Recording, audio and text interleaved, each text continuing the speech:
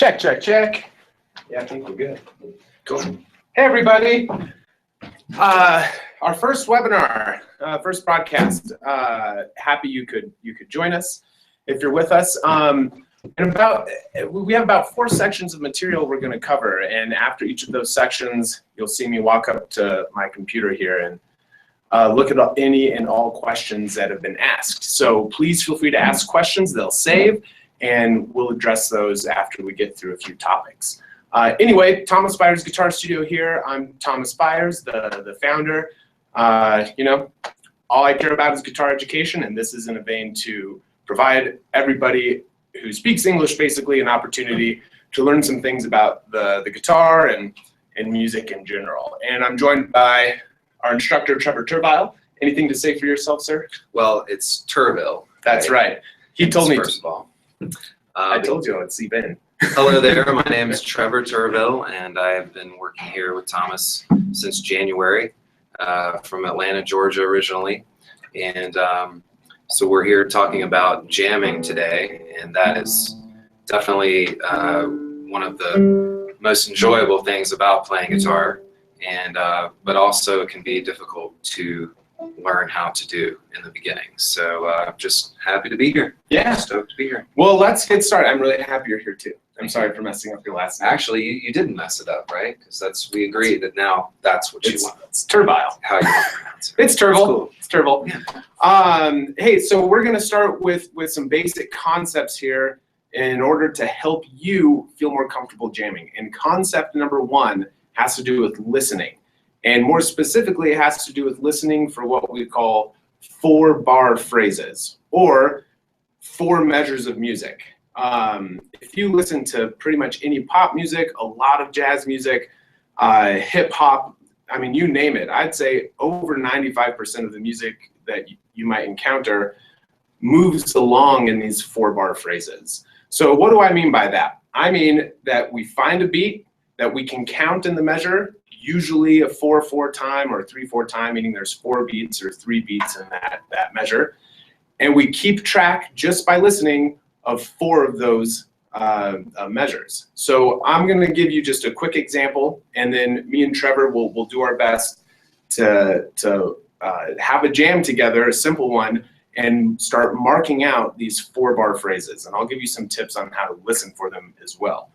So right now, I'm just going to say, hey, we're gonna do this in 4/4 time, so we're keeping track of 4 beats per measure, and we'll get in more of the chord progressions in a separate section.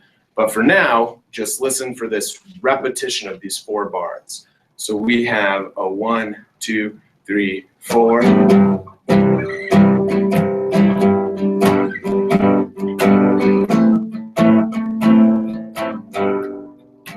That was 4. I'll count this time. 1, 2, 3, 4. 1, 2, 3, 4. 1, 2, 3, 4. 1, 2. Notice it repeats here. So 1, 2. Here's the 2nd bar, the 3rd bar, and the 4th bar. We'll count one more time. So we got 1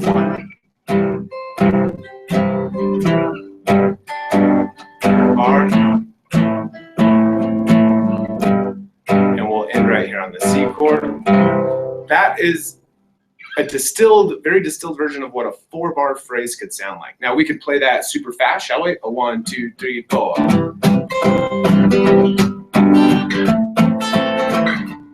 Here's the top again. That was 4 bars. Boom. We could play it in a different time signature. Let's do a 3/4 if you don't mind. So 1, 2, 3. Here we go. 1, 2, 3. And count. Let's go 1, 2, 3, 2, 2, 3. 1, 2, 3, 2, 2, 3, 4. Whether you know it or not, all the music you listen to right now moves in 4-bar phrases. I'm going to put you on the spot, Trevor. Do you know like a pop tune, any song in the world that you like to play? Because I'm going to make a bet with you. Okay. I'm going to bet you $5 right here, right now, that song you pick moves in 4-bar phrases. Any song. Okay. You can even try and be tricky. I'll still bet you. Okay. You want me to play it right now? Or whatever, yeah, doesn't Okay. Sure. Well, I've been working on this Eric Clapton version of After Midnight. So I'm just gonna play the chords. Sure, that's it. So After Midnight, Eric Clapton. The bet is that this moves in 4 bars, so we can help keep track of where we are when we're playing music. Should I slow it down or just play a regular song? I'll play it regular, maybe we'll slow it down later.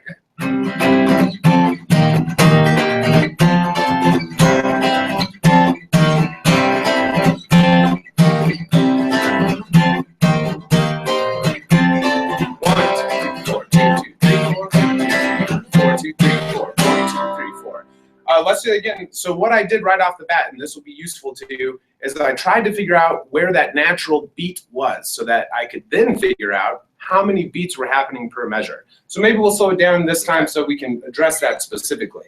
Why don't you count it in how you're feeling it? And if you're watching it at home, do your very best to hear that groove the second Trevor starts. Let's try it. Okay. 1, 2, 3, 4. Count. 2, 3, 4. 2, 3, 4. And what I say goes back to the repeats. 1, 2, 3, 4. 2, 3, 4, 3, 4, 2, 3, and boom. Let's do it odd tempo, shall we? So odd tempo is like a 1, 2, 3, 4 around there. Hit it. 2, 3, 4. 1, 2, 3, 4. 2, 3, 4. 3, 2, 3, 4, 4. And repeat. That's a 4-bar phrase. 3, 4, 3, 2, 3. And there it is again. Oh my goodness, I think I just won $5, ladies and gentlemen. Any song. That's perfect. That's perfect. So a tune like After Midnight or a more complex song might be more difficult to jam with, because what ends up happening in a jam session, depending on the skill level of yourself and those you're playing with, is someone might pick a song, and if that's the case, let's hope you know the song. That will help. Or someone might just say, hey, this is something I'm working on. And just because we've been inundated with this, all of us, since we've been born, Western music moves in these 4-bar phrases. So the chances are anything someone throws at you is going to move in those 4-bar phrases. What you need to listen for, again, is the beat, so that you can then count the measure so that you can stay on track. Hey, Trevor, let's give them another example. And okay. I'm only going to count through once. And I really want you to keep track on your hand or clearly in your mind of where these 4 bars are. Just close your eyes and really let your ear prompt you for when those 4 bars are going to repeat again. So if you think of just 4 measures with 2 repeat signs, that's all we're going to do here. So do you have a chord progression that for 4 measures long? Okay. It doesn't matter the key or anything. This is just so they can count along. Let me see here. How about Purple Haze? Okay. Hendrix. Sure.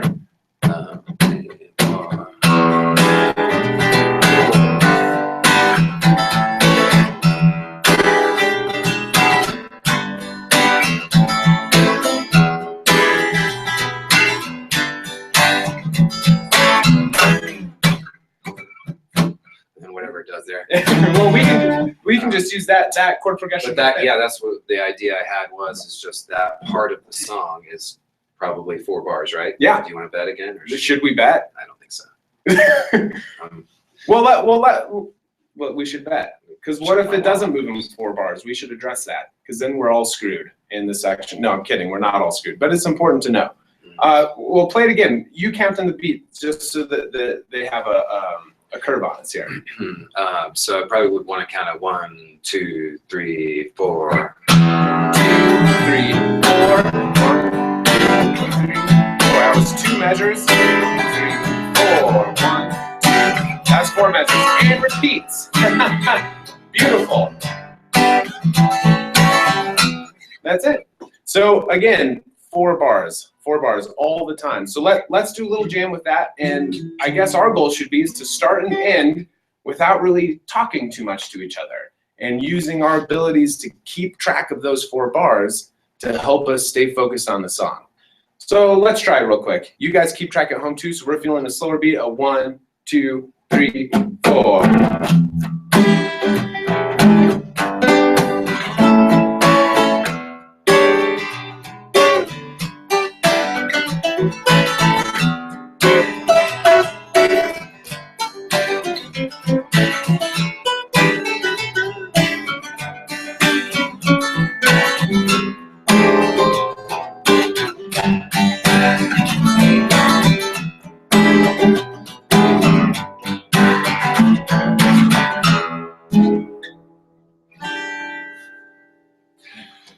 you were following along with that, it moved in 4 bars. I believe we just did a slow 4 bars, didn't we? Is it better to count it though with 1, 2, 3, 4, 1, 2, 3, 4, or a 1, 2? You know, what's the best way to? In my opinion, it's important to try and follow really what the beat is. And what I was hearing there is a 1, 2, 3, 4, 1, 2, 3, 4, 1, 2, 3, 4, 1, 2, 3, 4, 1, 2, 3, 4, 1, 2, 3, 4, 1, 2, 3, 4. Just like you said, 4 bars. 4 bars. The first 2 of E. The 3rd bar is G.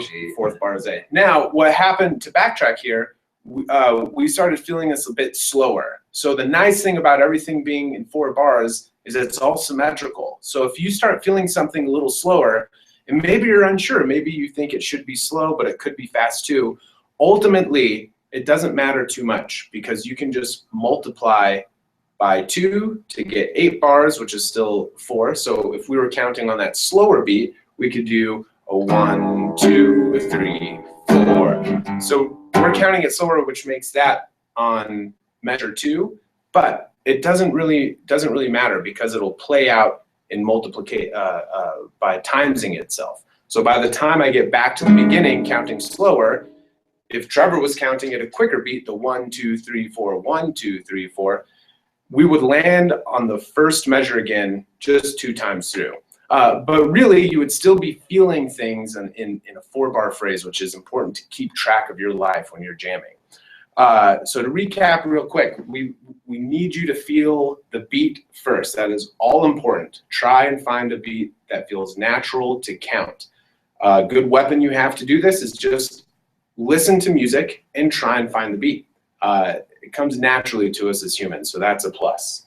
The next thing is to keep track of those 4 bars. So after you feel that beat, you can count how many beats per measure, which is extraordinarily natural as well.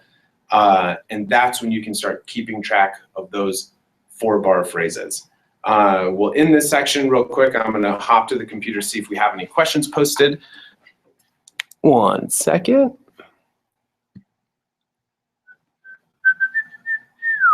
That song's stuck in my head now. See if we have any questions posted. Small delay on the questions. 1 second. That song's stuck in my head now. See if we have any questions posted. And the loop begins. Cool, no questions yet, so let's keep moving on, shall we?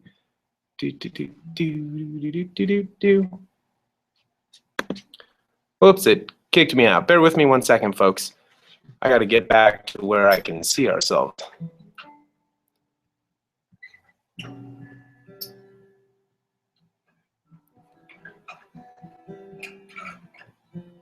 Sorry, technical difficulties. All right, in the meantime, let me tell you a joke real quick. How do you get a guitar player? Hey, Trevor, how do you get a guitar player off of your doorstep? I'm not sure. You pay him for the pizza. Dang! Oh, That's good. That's shabam. good. To be straight up, I delivered pizza for a long time, so that really hits home. I delivered pizza too, man. Oh, did you? Yeah. So this is not even a joke. It's real. This is a real deal. There we are. Okay, sorry about that technical delay there. So let's move on. We covered 4-bar phrases. We need to cover chord progressions next because you may be able to hear 4-bar phrases all day and night, but if you don't have some idea of chord vocabulary and how it works, it's going to be pointless. So I mean, you could sing, that'd be fine, but we're here to learn how to play our guitar in a jamming situation. So what we need to understand, and you all have probably heard people say we're playing in a key. Have you heard that before? Yep. I think we all have. Sure have. If you haven't heard playing in a key yet, you're going to real quick, I promise you. So playing in a key means that we're dealing with, to make it as easy as possible, we're dealing with a very certain set of notes, to be specific, 7 notes that follow a really clear pattern of distance between each other. And the most common keys you'll see on the guitar is C, C major, G major, E major, chords that are keys that utilize a lot of open position chords here. Let's dig in and explore this idea of chord vocabulary with the key of C, because it's easy. There are no sharps or flats in the key of C. It just goes through the musical alphabet starting on C. Hey, Trevor. Yes. What's the musical alphabet? Well, do you want me to start on C? No, let's start on A. Okay. It feels familiar. A, B, C, D, E, F, G. Okay, I'll do that again. A, B, C, D, E, F, G. What happens at G? Does it go to H or no? Shoot. I didn't study this part. I don't remember. I heard that it goes to H. Some people say it goes to It does not go to H. Okay. It does not go to H. Just to be clear, that was just a joke, some banter. If there was any confusion, email Trevor at Thomas Byers Guitar. Your joke was much better. So, but what happens after G? It goes right back to A. Right back to A, and that doesn't mean it just goes A, B, C, D, E, F, G, A, B, C, D, E, F, G. The nice thing about the musical alphabet is it goes up in sound and down in sound. Do you mind saying that alphabet again and just keep looping it? A, B, C, D, E, F, G. Higher A. B, C, D, E, F, G. Let's see how far we can go.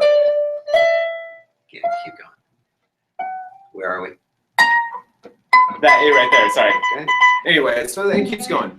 So with the key of C, there's no sharps or flats. We're going to start that musical alphabet on the note C. So instead of A to A, we're thinking C to C. So C, D, E, F, G, A, B, C. We call each of those a scale degree. So for example, C is scale degree 1, D would be scale degree 2, E would be scale degree 3, and so on, all the way back up to C, which turns back into scale degree 1. And with each of those scale degrees, we have a complementing chord. Or for example, if we're going to play a C chord in the key of C, you'll remember that the scale degree for C in the key of C is 1. So we call this the 1 chord. Hey Trevor, would you play the 1 chord in the key of C? That's just a C major chord. Hey Trevor, could you play the 2 chord in the key of C? Yes. That would be a D minor It would or be a D minor 7. Would you prefer to keep it simple? Well, it could go either way. So D minor and a D minor 7 would be interchangeable. D minor is a more basic form of the chord. The D minor 7, it's adding another pitch to that chord. Makes it sound a little more lush. So depending on your level, interchangeable. So D minor or D minor 7. How about just a D minor? Okay. That's the 2 chord because C to D, that means the D is the second scale degree. It's the 2 chord in the key of C. How about the 3 chord in the key of C? That would be an E minor, right? Minor all day. C, D, E, making it an E minor. What about the 4 chord? That would be an F. I'll play the bar chord. Beautiful. And what about the 5 chord? Wait before you play it if you're watching now. What would the 5th scale degree be? Let's do it together. C, D, E, F, G. Bada bing, bada boom. Let's get down to Funky Town and get to that 6th chord. What would that be? That's going to be an A minor. Now you're probably asking yourselves, why is one major and one is minor? It goes much deeper than we have time to discuss now. But if you're watching this, I will send you an email tomorrow with some PDFs that are for free that explain all of this as clearly as I could possibly write it down. So you can review all of this a little more in depth. But for now, you'll just have to trust me when I say that the 1 chord is major, the 4 chord is major, the 5 chord is major. The rest of them are minor, but the 7 chord is diminished. Don't worry about the 7 chord right now because it rarely comes up in pop music. That's item 1 and doesn't come up in jams too often. And reason number 2 is it functions like a 5 chord too. So a lot of times you'll see players just use a 5 chord and a 7 diminished chord interchangeably. So the 1, 4, 5 in any key are major, and the rest of them, the 2, 3, and 6, are minor in any key. We could be in the key of E major, and it would be an E major chord, an F sharp minor chord, that's the second one, a G sharp minor because it's the third, an A major because it's the 4, a B major because it's the 5, and a C sharp minor because it's the 6. Any key at all, that's how that works.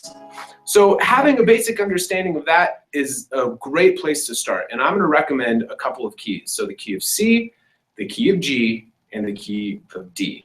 You could move on even more into the key of A and the key of E if you'd like. These are just really common chords, keys that guitarists play in, because we get to utilize a lot of open strings, and our guitars are nicely built for those keys. So let me give you an example of how this might work, and I want you to try this. Practice with yourself at home, call these out, and see if you can come up with chord forms for these, or with a friend that's about your same level.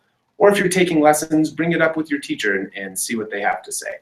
So, Trevor. Yes. What key do you want to play in? That's C, G, or D? Let's play in G. Let's play in the key of G. Now, we're going to keep things simple here because we're just jamming and we want to have a good time. We don't want to make things too complicated. So we're going to be playing in 4-bar phrases because that's how we roll, as we've discussed. But what chord progression do you think we should play? Well, so we're going to use the G. We're going to use the 1, the 4, and the 5 chord. Is that what? That sounds good. I mean, could we use other chords? I think let's just stick with those chords. We could use other chords. We could. But Trevor just listed the 1, 4, and 5 chords. Those are the primary chords. You may hear somebody say that sometime. Your primary chords are the 1, the 4, and the 5 chord, because they really outline a key. No matter what the key is, the 1, 4, 5 will bring that true to your ear. So, okay, 1, 4, 5. So measure 1, chord 1. Let's just play G. Okay, measure 2. What is the 4 chord in the key of G? G, A, B, C. It's C. Okay, so should we do the 4 chord? Let's do the 4 chord. Okay, what about the third measure? I'd say we can go ahead and go to the 5 chord. And then what do we do in the 4th measure? Because we are glued to a 4-bar phrase. Well, if we went back to the 1 chord, that would put the 1 chord back to back on the last measure and the first. Right, which can be confusing sometimes. It can be.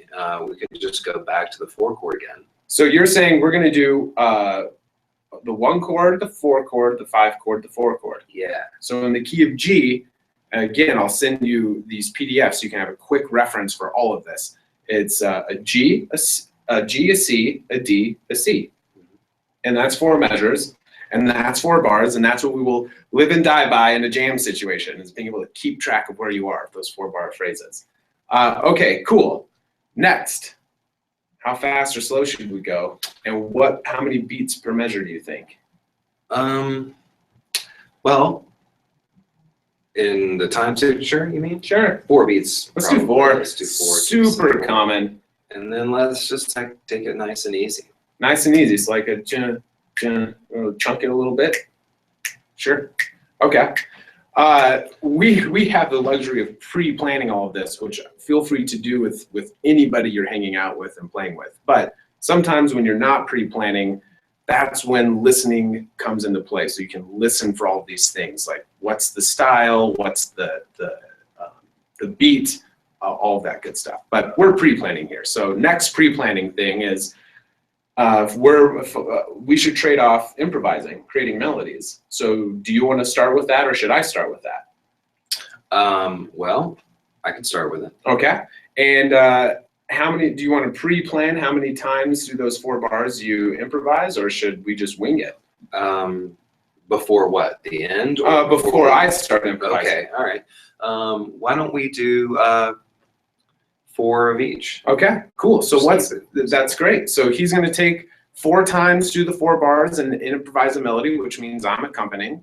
And then because we're able to keep track of those 4 bars in our mind, or really just feel them, we'll be able to swappity-doppity, no problem, without saying anything to each other. And then how about after mine are done, we just end on the 1 chord, which is, it's G. It's G. It's G.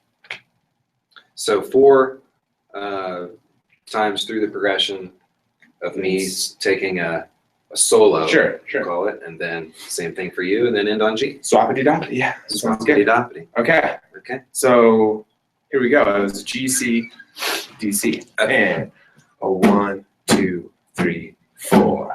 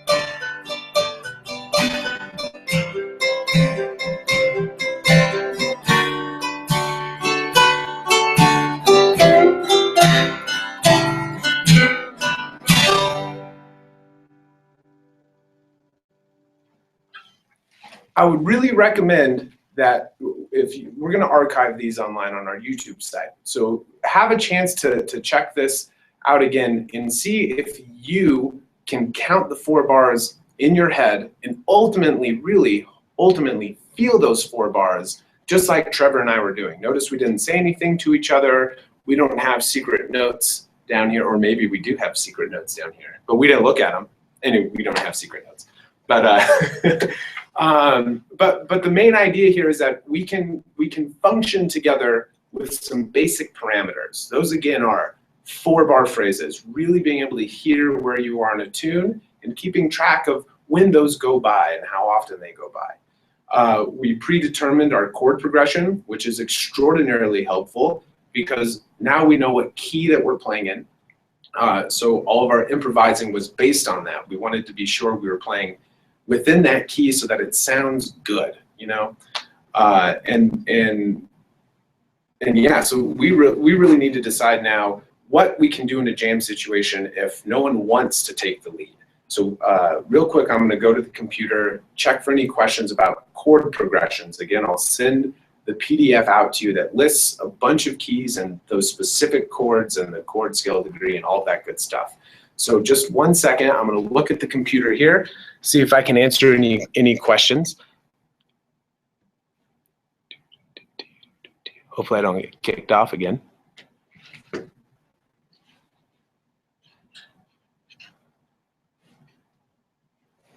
Cool, no questions yet, solid. All right. Back to it. So let me get the screen back up for you. Any other guitar jokes while I'm getting this up? Gosh, I try not to make fun of myself. That's really funny. That's really funny. I don't have any. Oh, here's a good one. How do you get a drummer off of your porch, Trevor? It's not paying for the pizza. It is. It's a recycled joke. My bad. It's totally paying for the pizza. Okay. Okay. So we covered our 4-bar phrases. We covered chord progressions and knowing those chords to help navigate yourself through a key. I'm going to wave in another one of our teachers here. Maybe he can stuck his head in and say hi real quick. Ryan, you want to say hi real quick? We're streaming a seminar. You should just say hi real fast. Just wave real quick. Hi. How's everyone doing? So we now we need to talk about what happens when, let's say there's like 3 or 4 of us together, or really nobody wants to take a solo. How can we still engage with this jamming? Well, that comes into rhythm accompaniment or chordal accompaniment, or comping is what most people say, because accompaniment is a ridiculous word. It's a nice word, but it's a tongue twister. Say it. Say it. Well, I prefer to say accompany. I like to accompany you. But accompaniment, that's what very I difficult. say to my wife. Will you please accompany me to the dinner party tonight? I would love to accompany you, especially if you're paying. I'm not paying. That's fine though. So what happens when no one wants to take a lead and we're in a situation where we know the chord progression, all that good stuff, but we want to still have a voice, something that we can contribute individually. So we're going to talk about 2 facets to that. Number 1 is what to do with a chord that you already know. So let's bring this to the key of C. And why don't we just stay on the 1 chord? Hey, Trevor, what's the 1 chord in the key of C? C. Dang, he's good. He's real good. Thank you.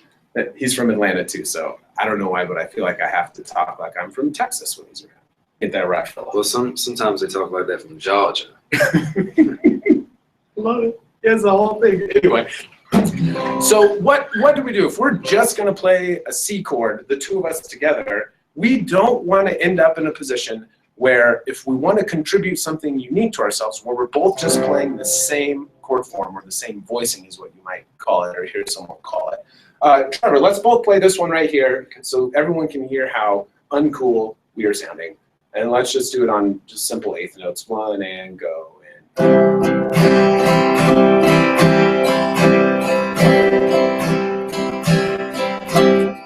Two of us playing really doesn't make any difference. I mean, it's okay if you do that for sure. Maybe that's a default, just play what someone else is playing so that you can focus on learning something else or acquiring a different skill, like listening for those 4 bars. But if you're beyond that and you're not ready to improvise and you want to sound, you want to contribute something more interesting, in comes a few things we can use. So right off the bat, a go-to of mine is to arpeggiate a chord rather than strumming a chord. And all that means is you're going to use your fingers or your pick to play the chord form here. Well, I haven't moved it at all, but play it 1 note at a time or 2 notes at a time, and vary how high those notes or low those notes are. So for example, I'm just going to arpeggiate the lower 2 notes in this chord form. Now I'll arpeggiate the top 2 strings in this chord form. And Trevor, yeah, thank you. Back me up on this one. Now we're both still playing the same thing. I'm not playing lead or anything, but together accompanying or comping, we can still each have an individual voice. So let's try that. 0, 3, 4.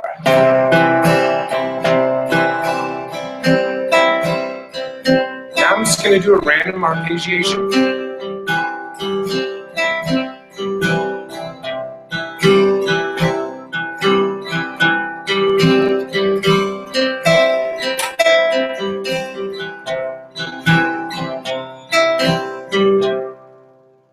It really can change your life, just arpeggiating a chord. You don't have to be fancy either. And when you're arpeggiating something, the chord that you would play as a strummed chord is exactly what you're going to put down on your fretboard. And you're just going to pick out individual or a couple different notes at a time. So let's go to that one. I refer to this more as like a textural playing, where you're playing 2 strings or 3 strings at a time. So it separates itself from what Trevor might be doing because it has a thinner texture or fewer voices happening. So I'll still use the same exact form here if you want to play that C form again. And I'm going to texturize it as best I can just by strumming less notes.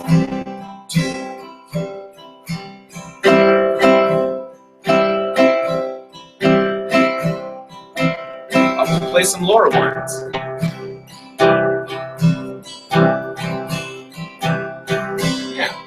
And it's quite a bit different. If you don't mind, let's both play the exact same thing so that we can feel the difference here. In 3, 4.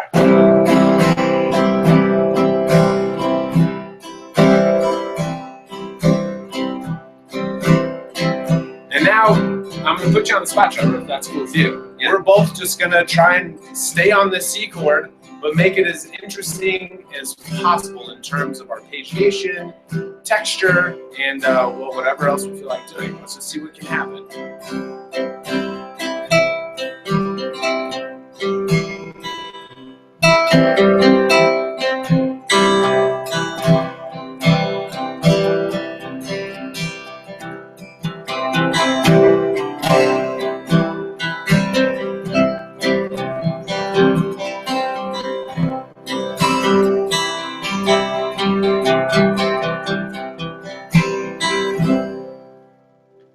Way more fun, way more interesting, and really an effective way to use the guitar. So there's those options for you right there. I also wanted to bring up just chord forms. So if we are stuck knowing just one chord form, you're going to find yourself doing a lot of arpeggiation to try and make yourself stand out, instead of maybe more rhythmic strumming, etc., etc. So let's set a goal for ourselves. In the couple of keys I recommended to you, that was C, G, and D, or a few keys. It's really important that first you know the 1, 2, 3, 4, 5, and 6 chord in those keys, and then to know 2 different chord shapes for all of those. So Trevor, what key out of those 3 keys do you want to play in real quick, just as an example? Well, have we played in D yet? No, we have not, sir. We should probably play in D then. All right, fine. We're going to do it.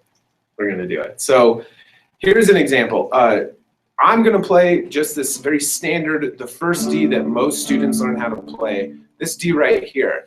And I'm going to ask Trevor if he could match my strumming pattern but use a different chord form so that it sounds different, but he still gets to strum. So in other words, instead of arpeggiating or using the same form and trying to stand out, he's using an entirely different shape so that it uses a different set of notes and therefore sounds more interesting. So I'm just going to do quarter notes here. Okay. In 3.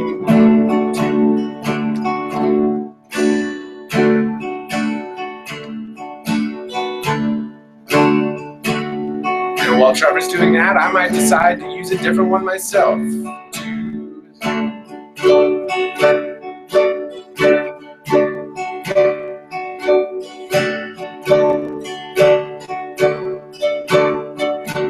And while Trevor's doing that, I might decide to use a different one myself again.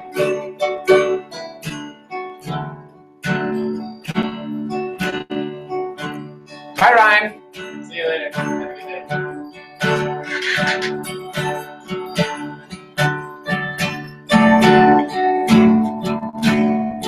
We're still playing a D chord, we're just using different forms of it.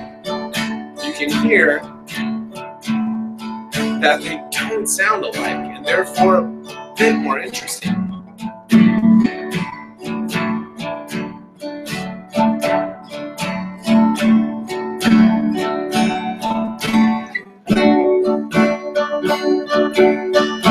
We're just going through our book here.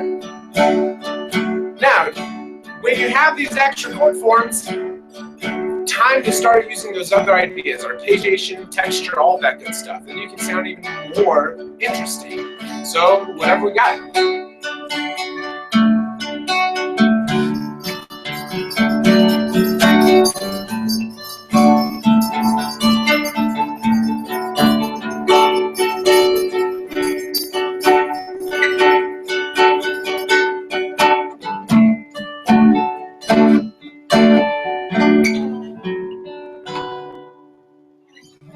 So that was just staying on one chord and using a couple of different things to make yourself feel more involved rather than just doing what everyone else is doing, which again is fine, but I do encourage you to use those moments as either sheer enjoyment and you don't care that you just want to play some music, or to really focus on another skill that you're trying to develop. For example, doing 4-bar phrases.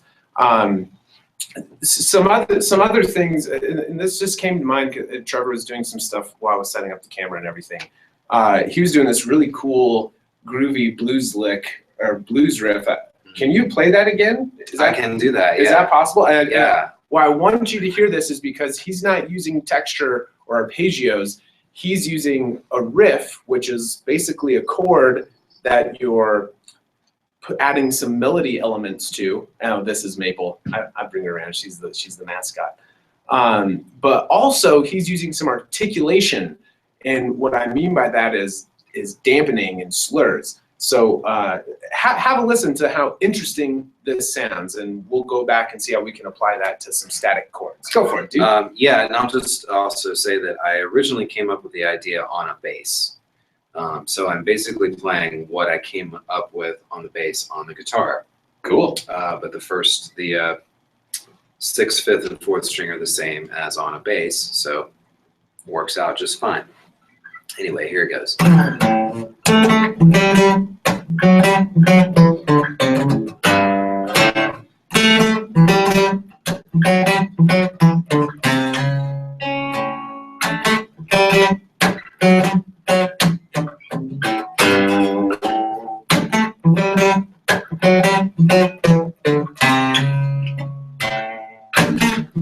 I love it.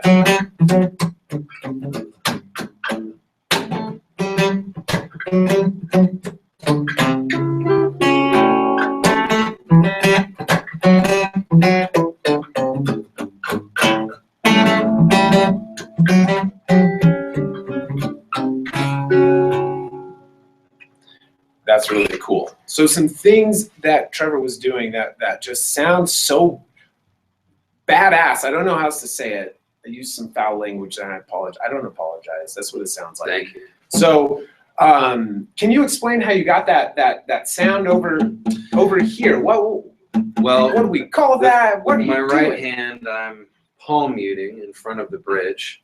So on the very first note, let's say that's an A on the 6th string, I'm just palm muting, whereas if I wasn't, it would sound like this. So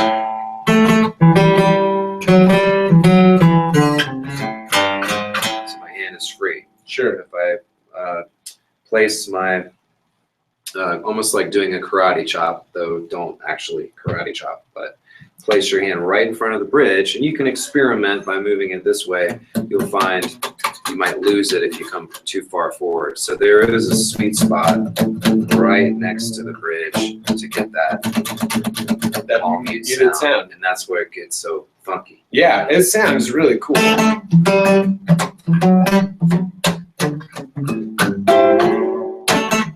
That sounded really cool.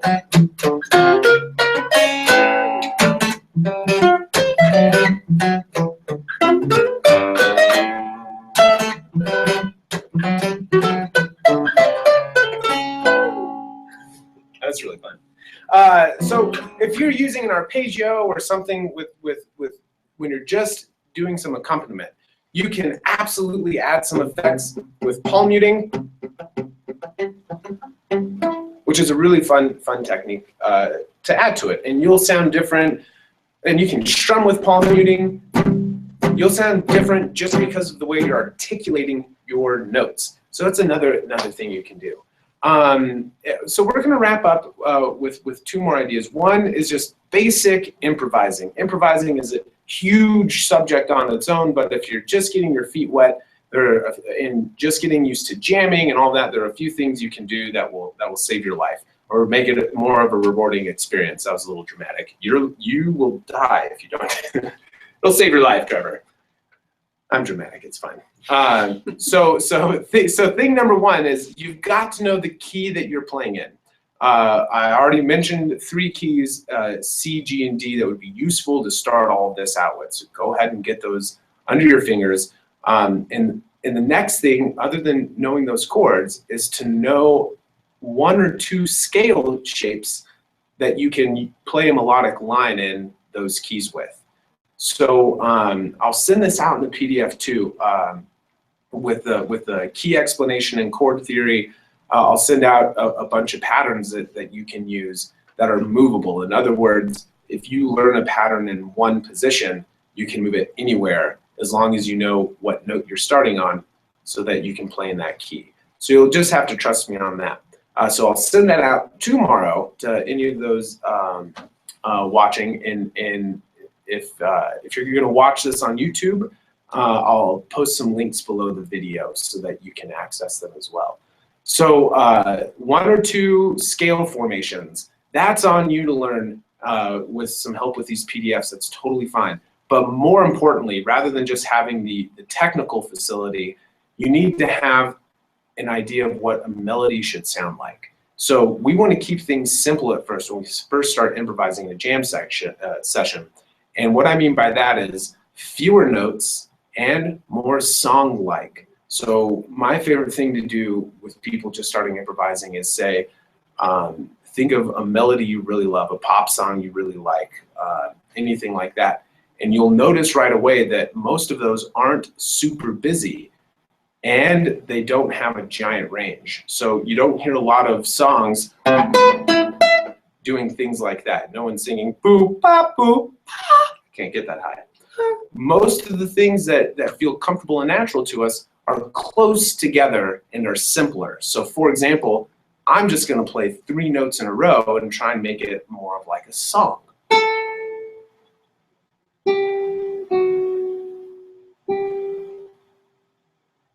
Those are just notes right next to each other in one of those patterns that I suggest you learn.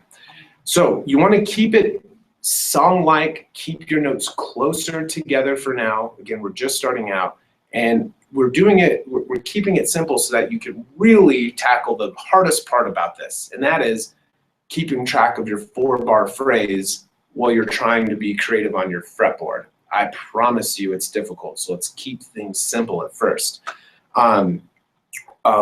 Steve Vai, for example, said his solos are like a novel. There's an introduction, a climax, and it fades out nicely. Or that wave kind of feel of action and de-action. We want that to happen over 4 bars. So as easy as possible, as song-like as possible, and all in the spirit of trying to feel or count those 4 bars so that you know when to start and stop, when to trade at appropriate times. So we've done all 3 of those keys, yes? We have. What do you like playing in? Oh, I like them all. Okay, so especially H. That's my favorite key.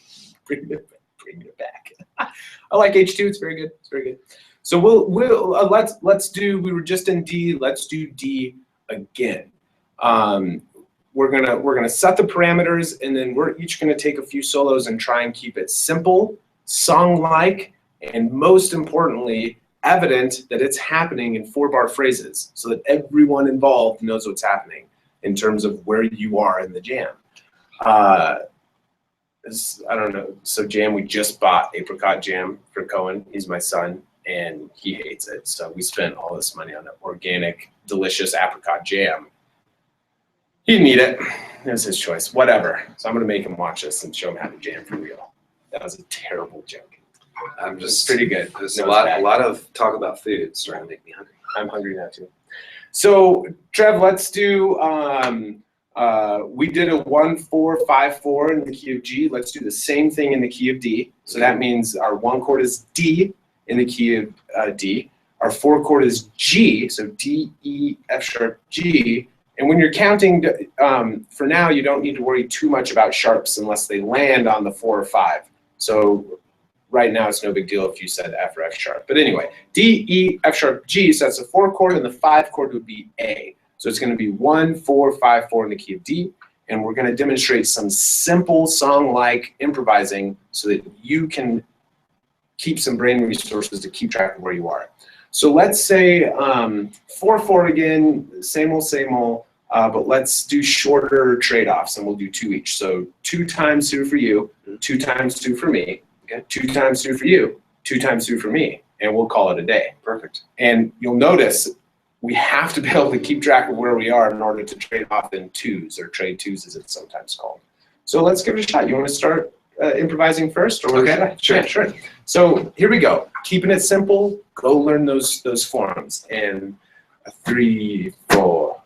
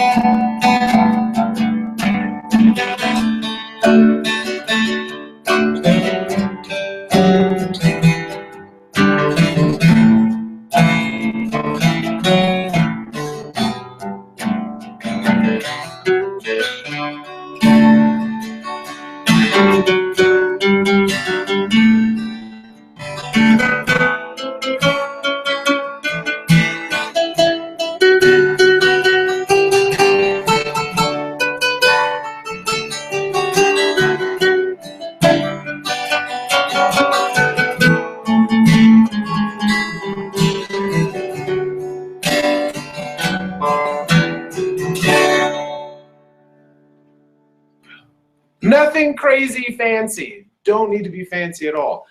If you go back and replay this, you'll notice that 90% of the time we were playing notes that were right next door to each other. When you look at those patterns on the PDF that I'll send out to you, that's where you should start. Notes that are next door to each other, or what we call stepwise motion. So you're just stepping to the very next note.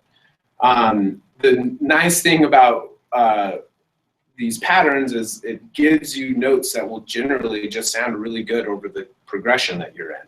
So don't be scared to hear what you're playing, to explore the sounds, but mostly keep it simple so you can keep track of the 4 bars, so that the exchange, whatever you determine it to be, can happen without the need to talk, and you can really enjoy the experience. So those are the basic tips there. I wanted to end real quick with a big thank you to Trevor for joining me. This has been the funnest hour of my life. Me too. Hands down. So here's some I wrote these down. I was thinking last night, like, what, if I had to tell somebody this in 5 seconds, this will help you. Here's tip number 1. Please don't be afraid to ask questions about what's going on. If you're in a jamming session, sometimes you get, especially if there's better players there, we all feel that sense of, wow, they're really good. Maybe I'll just be in the background. Maybe you have some hesitancy. Music's a beautiful thing, and we all pretty much learned tricks or tips or took lessons from someone. So ask what's going on. See how you can make the experience more clear for yourself, and that way you'll be able to enjoy it a bit more. Listen to as much music as possible. Get away from your normal thing. You need to listen to music that you would never listen to. Not so that you'll enjoy it so much, but so that you are exposed to different styles that are out there. So if someone starts playing the blues, your ear is already acclimated to that feel, so that it's easier to find the beat, it's easier to keep track of where you are, and you'll start beginning to expect things. So make it a habit. Every other day, listen to two or 3 songs in a genre that you're uncomfortable with or have never heard of before. You can't listen to too much music, as long as you're doing it actively and trying to really approach it from a standpoint of learning how to bring this into your own playing. Don't feel like you have to shine. You can jam and enjoy yourself without feeling like you need to play a million notes a second, know every chord form on the planet. It really should be, as Trevor mentioned at the beginning, enjoyable. So keep it simple. Don't feel like you have to go crazy every time you're in this situation. Start out slow, really try and hear these phrases and grow from there. Use YouTube. They have jam tracks on YouTube for free all day long. So you can go find a jam track and see. Often they'll have the chord progression in the comment box or the description box. Boom, you have 15 minutes of private jam sessions. You can really utilize YouTube to grow, test out chops, try and listen for the 4-bar phrases, etc., etc. I'm going to send an email tomorrow with all the extra stuff, the PDFs. And yeah, next Wednesday, 11 o'clock, I'll be doing another webinar called Your Guitar, Your Body, where I hope to blow your mind with some concepts about using your body to approach your guitar so that you can play longer, you can learn faster, and you'll avoid pain too. So that's, I'll send you guys some reminders. But anyway, I'm going to check the screen one last time for questions, and that will be that.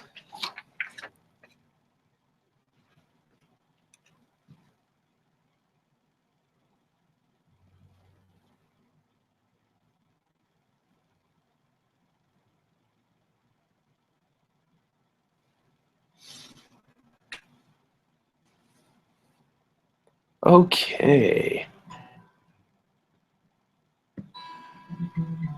Cool.